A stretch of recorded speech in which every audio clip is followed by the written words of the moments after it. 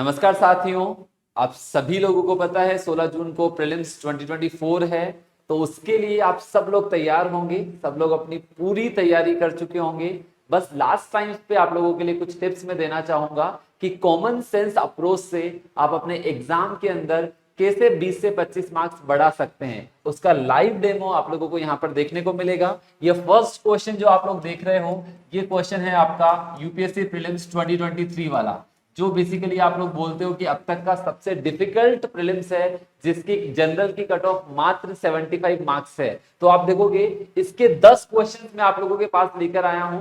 10 question मतलब 20 marks, जहां पर आपको नहीं भी आता तो भी आप आंसर कर सकते हो। जैसे फर्स्ट क्वेश्चन आप देखोगे, कंसीडर द फॉलोइंग स्टेटमेंट्स। दो स्टेटमेंट दिए हैं और बोला है carbon fibres are used in the manufacture of components used in automobiles and aircrafts. Second दिया है carbon filters once used can not be recycled. अब थोड़ा सा आप सोचो कि कार्बन फाइबर है और कार्बन फाइबर के मल्टीपल एप्लीकेशन है। इसकी टेंसाइल स्ट्रेंथ भी काफी हाई होती है, स्टिफनेस भी काफी हाई होती है, और फाइबर्स का आप लोगों को पता है कितना मल्टीपल यूज आप लोगों को देखने को मिलता है। तो आप सोचो क्या ऑटोमोबाइल और एयरक्राफ्ट में यूज नहीं होगा क्या? बहुत जनरल सेंस लगाओ, कार्बन फाइबर के मल्टीपल सेगमेंट में एप्लीकेशन होता है। जब भी पूछा जाएगा कि कार्बन फाइबर यूज होगा, डेफिनेटली यूज होगा। और दूसरा लिख दिया कि कार्बन फाइबर को एक बार मैन्युफैक्चर कर दिया तो दोबारा रिसाइकल नहीं किया जा सकता। आज मल्टीपल टेक्नोलॉजीज है जिसकी हेल्प से कार्बन फाइबर को रिसाइकल किया जाता है। तो हमें नहीं भी पता, बस इतना सा पता है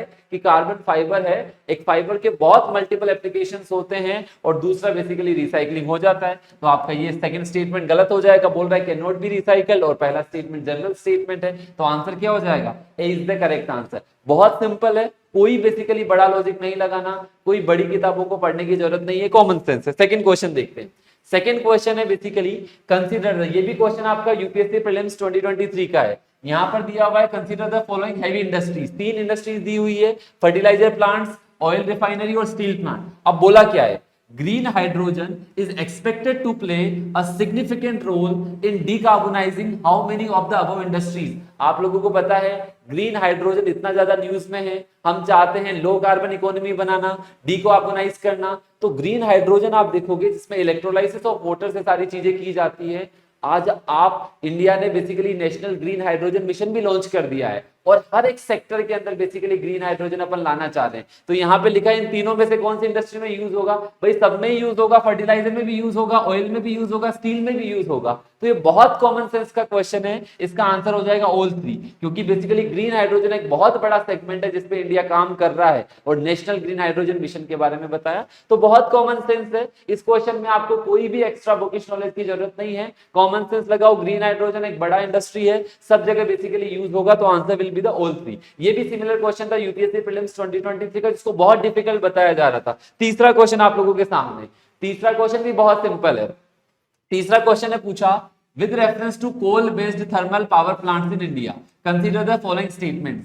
जो हमारे इंडिया के अंदर कोल बेस्ड पावर प्लांट्स, और आप लोगों को पता है हमारी एनर्जी का मैक्सिमम प्रोडक्शन कहां से आता है? Coal based thermal power plant से ही आता है। अब क्या बोला? जो जितने भी coal based thermal power plant है उनमें से कोई सा भी सी वाटर का यूज नहीं करता, none of them use sea water. बहुत सारे पावर प्लांट है जिसमें सी वाटर यूज किया जा रहा है। दूसरा, none of them is setup water stressed district, जहां पे वाटर की कमी है वहां पे एक भी पावर प्लांट सेटअप नहीं किया गया। ऐसा पॉसिबल है कि आप देखोगे इंडिया के अंदर लगभग 40% से ज्यादा जो पावर प्लांट है वो वाटर डिस्ट्रेस डिस्ट्रिक्ट में है। इन्होंने तो बोला एक भी नहीं है, तो पॉसिबल ही नहीं है। इंडिया में मैक्सिमम जगह पानी की कमी, आप महाराष्ट्र में चले जाओ, राजस्थान में चले जाओ, इसके विदर्भा में चले जाओ, तो सब जगह basically coal based power plant है। बहुत कॉमन सेंस लगा सकते हो कि ऐसा पॉसिबल ही नहीं है, इतना बड़ा हमारा पार्ट है। None of them is privately owned, बोला है कि एक भी कोल का पावर प्लांट आपका प्राइवेटली ओन्ड नहीं है। आप लोगों ने अडानी एनर्जी ग्रुप का नाम सुना होगा, बहुत सारे हैं जहां पे प्राइवेटली ओन्ड आपको पावर प्लांट मिल जाएंगे। तीनों नेगेटिव स्टेटमेंट दिए गए, एक में भी सी वाटर यूज नहीं होगा। अरे आप मान लो एक भी पावर प्लांट मिल गया जिसमें सी वाटर यूज करता हुआ पाया गया, तो बेसिकली स्टेटमेंट क्या हो जाएगा? कॉन्ट्राडिक्ट हो जाएगा। इसलिए आप देखोगे तीनों के तीनों स्टेटमेंट यहाँ पर क्या है? गलत है। तो आंसर क्या हो जाएगा? None of the above. अब कितना सिंपल क्वेश्चन है, इसमें क्या दिमाग लगाने की जरूरत है? हमें डेटा नहीं भी पता तो भी आंसर कर सकते हैं। जो बोलते हैं ना बहुत आपके एक्सट्रीम स्टेटमेंट है, तो आप लोगों ने बोला कि सर प्रीलिम्स 2023 में एलिमिनेशन को एलिमिनेट कर दिया, कुछ एलिमिनेट नहीं हुआ है। थोड़ा सा कॉमन सेंस लगा लेना, काम हो जाएगा। नेक्स्ट क्वेश्चन आप लोगों के सामने लेकर आता हूं, ये भी सिमिलर टाइप का क्वेश्चन है, ये भी यूपीएससी प्रीलिम्स 2023 का ही क्वेश्चन है। Consider the following statement regarding mercury pollution. Mercury pollution के बारे में पूछा गया। अब मुझे ज्यादा कुछ भी नहीं पता, तो भी मुझे पता है जितनी भी माइनिंग वगैरह है वहां से मर्करी पोल्यूशन होगा ही होगा। क्या बोला? Gold mining activity is a source of mercury pollution in the world. सही बात है, हो सकता है। अब यहाँ पर दिक्कत तो तब आती जब बोलता है कि सबसे ज्यादा मर्करी पोल्यूशन गोल्ड माइनिंग से होता है। बहुत जेनेरिक स्टेटमेंट है कि गोल्ड माइनिंग बेसिकली एक सोर्स है मर्करी पोल्यूशन का। सही बात है, जितनी भी माइनिंग एक्टिविटीज होती है वहां से मर्करी पोल्यूशन होगा ही होगा, कॉमन सेंस की बात है। Second, coal based thermal power plant cause mercury pollution. Yes, जितने भी पावर प्लांट थे वहां से भी थोड़े अमाउंट में तो मर्करी निकलता ही निकलता है, ये भी सही होगा। तीसरा क्या बोला? There is no non safe level of exposure to mercury. अरे भाई ऐसा पॉसिबल है क्या कि मर्करी का सेफ लेवल ही हमें नहीं पता? इतनी सारी एजेंसीज है वर्ल्ड के अंदर, यूएस अपना अलग निकाल देता है, एडा अपना अलग निकाल देता है, तो सबने बेसिकली अब अलग अलग लेवल बनाए हुए हैं कि इतना एक्सपोजर के बाद बेसिकली मर्करी आपके लिए डिजास्ट्रस हो जाएगा। तो इन्होंने बोला कि ऐसा कुछ है ही नहीं, तो ये स्टेटमेंट आपका बिल्कुल गलत हो जाएगा। तो क्या सही हो जाएगा? Only two statement. अब बताओ इसमें कुछ दिमाग लगाने की जरूरत है क्या कि हाँ माइनिंग में मर्करी मिलता है, थर्मल पावर प्लांट में मर्करी पोल्यूशन होता है, क्या कोई सेफ लेवल नहीं होगा? क्या सेफ लेवल नहीं होगा तो हमें पता कि कब चलेगा कि मर्करी कितना अच्छा है कितना बुरा है? तो डेफिनेटली कुछ तो लिमिट होगा ही होगा ना। जैसे एयर पोल्यूशन की भी आप देखते हो इंडेक्स आती है कि इसके ऊपर बेसिकली एयर पोल्यूशन आपके लिए डिजास्ट्रस हो जाता है। जैसे दिल्ली के अंदर आप देखते हो AQI का नाम सुना होगा, एयर क्वालिटी इंडेक्स 500 के ऊपर क्रॉस कर जाता है दिवाली के टाइम पे। तो डेफिनेटली कुछ तो बहुत सिंपल है। नेक्स्ट क्वेश्चन भी बहुत सिंपल है। सारे के सारे क्वेश्चन आपकी जनरल लाइफ से जुड़े हुए हैं, ये तो बहुत जनरल लाइफ से स्टेटमेंट जुड़ा हुआ है। क्वेश्चन ने पूछा कि कुछ एक्शंस आप लोगों को दिए हुए हैं। जैसे पहला बोला, जब कार भिड़ती है ना, आपका कार का कोलिजन होता है, detection of car crash collision which result in the deployment of airbags almost instantaneously. जैसे ही कार का कोलिजन हुआ आपके एयरबैग ओपन अप हो गए, पहला statement. Second, detection of accidental free fall of A laptop towards the ground which result in the immediate turning of the hard drive. जैसे ही basically आपका laptop नीचे गिरेगा तो उसका फ्री फॉल होगा, तो उसकी जो हार्ड ड्राइव है वो ऑटोमेटिकली ऑफ हो जाएगी। इसमें उन्होंने सही गलत नहीं पूछा, ये तो बोल दिया ऐसा होता है। यूपीएससी ने बोला ऐसा होता है, आपको यहाँ पे सही गलत नहीं बताना। तीसरा स्टेटमेंट दिया, तो ध्यान रखना हर एक क्वेश्चन को पढ़ना है यूपीएससी में। Detection of the tilt of the smartphone which result in the rotation of display between the portrait and landscape mode. आप लोगों ने देखा होगा ना, फोन को आप इधर तो घुमाते हो तो बेसिकली पोर्ट्रेट और लैंडस्केप मोड, अगर आप उसको लॉक करके नहीं रखते हो तो फोन के मूवमेंट से, जैसे आपने फोन को मूवमेंट किया तो आपका पोर्ट्रेट मोड होगा और लैंडस्केप मोड होगा वो चला जाएगा। वीडियो देखते देखते कभी देखा होगा, जब फोन को आपने ऐसा किया तो आपका वीडियो टिल्ट हो गया। तो यूपीएससी ने बोला ऐसा होता है, ये आपसे नहीं पूछा कि ये होता है या नहीं, तो यूपीएससी ने बोला ऐसा होता है। अब क्वेश्चन नीचे आया, in how many of the above action is the function of accelerometer required. मतलब इनमें से किस फंक्शन में एक्सेलेरोमीटर की जरूरत पड़ती है? आपने गाड़ी में भी देखा होगा एक्सेलेरोमीटर होता है। एक्सेलेरोमीटर काइंड ऑफ एक सेंसर होता है। तो आप देख रहे हो अपने फोन को टिल्ट करवा रहे हो तो फोन की कुछ ना कुछ स्पीड तो देखेगा ना वो। तो ध्यान रखना ये जेनेरिक फंक्शन है जो अपने डे टू डे लाइफ में होते हैं। कार भिड़ गई, अब कार आपकी 30 की स्पीड पे भिड़ी तो 30 की स्पीड पे थोड़ी आपके एयरबैग ओपन हो जाएंगे, उसकी भी एक मिनिमम कोलिजन देखा जाएगा ना कि कितना हार्डकोर कोलिजन है, उसके बाद एयरबैग खुलेंगे। पता लगे कि आप चल रहे हो, चलते चलते थोड़ा सा कार किसी के आगे जस्ट टकराई, एयरबैग खुल गया, ऐसा नहीं होता। मतलब वो किस पे डिपेंड करेगा? सेंसर पे कि कितना आपका स्पीड है। तो ध्यान रखना है जेनेरिक क्वेश्चन है, हर केस में एक्सेलेरोमीटर यूज होगा, इसमें दिमाग लगाना ही नहीं है। बट अगर आप बोलोगे सर हमने तो पढ़ा ही नहीं है, क्वेश्चन छोड़ देते, इतना बड़ा क्वेश्चन कौन पढ़ेगा? यही तो है, आपको हर एक सवाल यूपीएससी में पढ़ना है। इसका आंसर हो जाएगा ऑल 3 एक्टिविटीज। तो ध्यान रखना, ऐसे सवाल भी बहुत सारे मिलेंगे। कुछ और क्वेश्चन दिखाता हूं आपको जो कॉमन सेंस के, इवन हिस्ट्री के क्वेश्चन भी आप दिमाग लगा सकते हो। जैसे ये स्तूपा वाला क्वेश्चन आया, with reference to ancient India consider the following statements. अब इसमें क्या दिमाग लगाओगे? पहला बोला, concept of stupa is Buddhist in origin. इन्होंने बोला कि स्तूपा सबसे पहले बुद्धिस्ट में ही आया। अरे हम सोचेंगे बुद्धिस्ट और जैनिज्म तो काफी बाद में आए हैं, उससे पहले आपका वैदिक सिविलाइजेशन, ऋग्वेदा आपने पढ़ा होगा, लेटर ऋग्वेदा पीरियड था, इनिशियल ऋग्वेदा पीरियड था। तो आप देखोगे स्तूपा के बारे में तो बहुत पहले आना चालू हो गया था। ठीक है, बुद्धिस्ट में बेसिकली वो प्रोमिनेंट हुए, उनके अलग अलग मीनिंग्स आए। तो ये टाइप के स्टेटमेंट की ओरिजिन कहां पे हुआ है, तो यूपीएससी इस टाइप में आपको ट्विस्ट देगी कि स्तूपा का ओरिजिन बुद्धिस्ट में। तो कम से कम आप यहाँ पे ये तो दिमाग लगा सकते हो कि पहला स्टेटमेंट गलत है। और देखोगे स्तूपा क्या होता है? एक रेलिक्स होता है, रिपोजिटरी होती है। जैसे मान लो स्तूपा बना दिया किसी का अवशेष होता है एक तरह से। तो बिल्कुल सही बात है, स्तूपा एक अवशेष ही होता है। तो यहां से आपको ये तो पता चल गया है कि नन ऑफ दे होगा नहीं, मतलब डी होगा नहीं, पहला गलत है, मतलब ऑल थ्री भी होंगे नहीं। तो अब आपको ए और बी में मतलब 50% पे आप ऑलरेडी आ चुके हो। कई बार 50% पे आने के बाद आपको वहां पे आंसर करना ही करना है। अगर आपको पता है कि पहला इसका बुद्धिस्ट में ओरिजिन हो ही नहीं सकता, तो मतलब हो ही नहीं सकता, तो पहला गलत है, मतलब ऑल थ्री तो आपका हो ही नहीं सकता। आपको पता है कि स्तूपा एक अवशेष टाइप से होता है, तो मतलब इसका डी भी नहीं हो सकता, नन ऑफ द अबव भी नहीं हो सकता, तो या तो ओनली वन होगा या ओनली टू होगा। तो कम से कम 50% पे आने के बाद भी आप आंसर करे ही करे, ये एजुकेटेड गेस माना जाता है, इसको तुक्का कंसिडर मत मानिए। इसमें थोड़ा सा दिमाग लगाइए। स्तूपा क्या होता है? हाँ, बेसिकली एक शपथ का वोटिव स्ट्रक्चर होता है, याद रखने के लिए, कमेमोरेशन के लिए यूज किया जाता है, तो डेफिनेटली सही होगा। तो इसका आंसर हो जाएगा only two is the correct. ये वीडियो सभी स्टूडेंट देखे प्रीलिम्स देने से पहले, ताकि आपके कॉमन सेंस अप्रोच बिल्ड कर पाए कि क्या होती है कॉमन सेंस अप्रोच। तो ये वाला क्वेश्चन था। कम से कम 10 क्वेश्चन मैंने बताए हैं, सारे क्वेश्चन प्रीलिम्स 2023 के हैं जो बहुत यूटिलाइज होंगे आपको। नेक्स्ट क्वेश्चन पे आते हैं। ये भी बहुत सिंपल क्वेश्चन था, बहुत कॉमन सेंस का क्वेश्चन था। देखो क्वेश्चन क्या था, consider the following statements.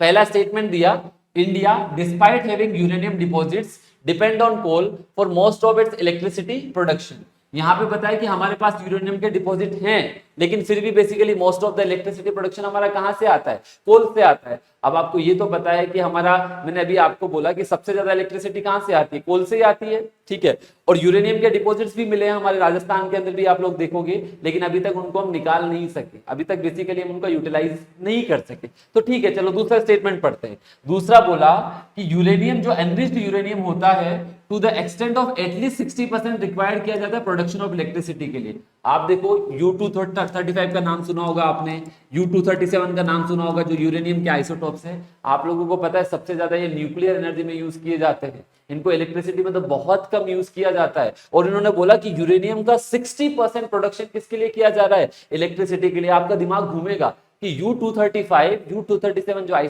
Isotope है, जो मैक्सिमम बेसिकली न्यूक्लियर के लिए यूज किए जा रहे हैं, इनका बेसिकली कहां पर? न्यूक्लियर पावर प्लांट्स तो बहुत कम है। आप देखोगे हमारे पूरे बास्केट के अंदर जो एनर्जी प्रोड्यूस होती है न्यूक्लियर पावर प्लांट से तो लेस देन 2% देखने को मिलेगी, मैक्सिमम कोल से मिलेगी। फिर इसके बाद रिन्यूएबल सोर्सेज आ जाएंगे, सोलर आ जाएगा, विंड आ जाएगा, जियोथर्मल आ जाएगा। न्यूक्लियर एनर्जी का परसेंटेज तो बहुत कम होता है, क्योंकि ये जो रिसोर्सेज है वो काफी क्रिटिकल है। तो थोड़ा सा दिमाग लगा सकते हो कि 60%, आप 5-10% बोलता तो थोड़ा सोचते भी सही, लेकिन 60% पे आप नहीं सोच सकते, तो स्टेटमेंट 2 गलत है। और अगर 2 गलत है तो आप सीधे किस पे चले जाओगे? सी आपका आंसर हो जाएगा, क्योंकि 2 गलत बेसिकली आपको कहां पर देखने को मिलता है? केवल एक ही ऑप्शन में है, answer will be C4 Calcutta. और पहला भी आपको सिंपल लग रहा है कि हाँ डिपॉजिट है, बट मैक्सिमम कहां से आते हैं? कोल से आते हैं। तो थोड़ा हर क्वेश्चन को पढ़ने का ट्राई करना, नहीं आता है तो भी अपनी अप्लाइड नॉलेज लगाना कि कैसा होता है, जो आपने ऑब्जर्व किया होगा उससे भी बेसिकली आप आंसर यहां पर कर सकते हैं।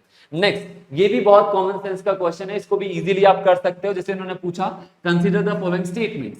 3 स्टेटमेंट आप लोगों के सामने दिए हैं, पूछा है। अब देखना कॉमन सेंस क्या लगाते हैं इसके अंदर। पहले बोला इंडिया के अंदर एरेबल एरिया ज्यादा है चाइना से, हो सकता है आपको पता हो, नहीं पता हो, कोई बात नहीं। लेकिन सेकंड ने बोला कि the proportion of irrigated area, the proportion of irrigated area is more in India as compare to China. आप देखो चाइना के अंदर इतना ज्यादा टेक्नोलॉजी का यूज होता है, इतना ज्यादा मैकेनाइजेशन का यूज होता है, तो इरिगेटेड एरिया चाइना और इंडिया के रेस्पेक्ट में इंडिया का ज्यादा हो ही नहीं सकता। कॉमन सेंस लगाओ। और दूसरी चीज, थर्ड स्टेटमेंट में देखोगे, average productivity per hectare in Indian agriculture is higher than China. आप सोचो हमारी प्रोडक्टिविटी जो पर हेक्टेयर में हमारी यील्ड होती है, प्रोडक्टिविटी होती है, वो चाइना से हायर हो ही नहीं सकती। जनरल देखोगे तो चाइना की हमसे 4-5 गुना ज्यादा है।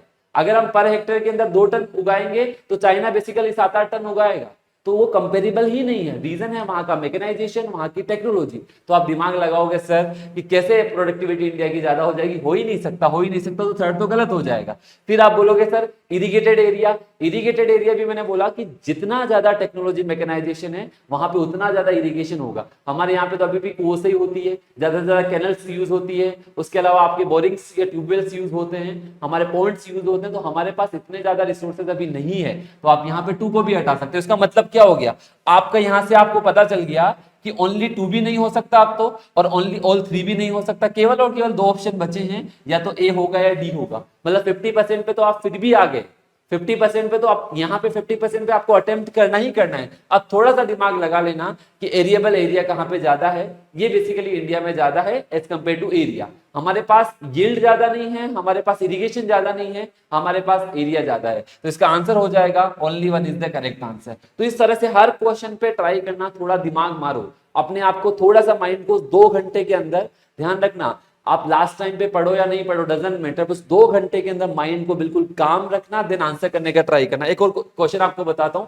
ये मशरूम्स वाला क्वेश्चन था, ये भी बहुत सिंपल क्वेश्चन था।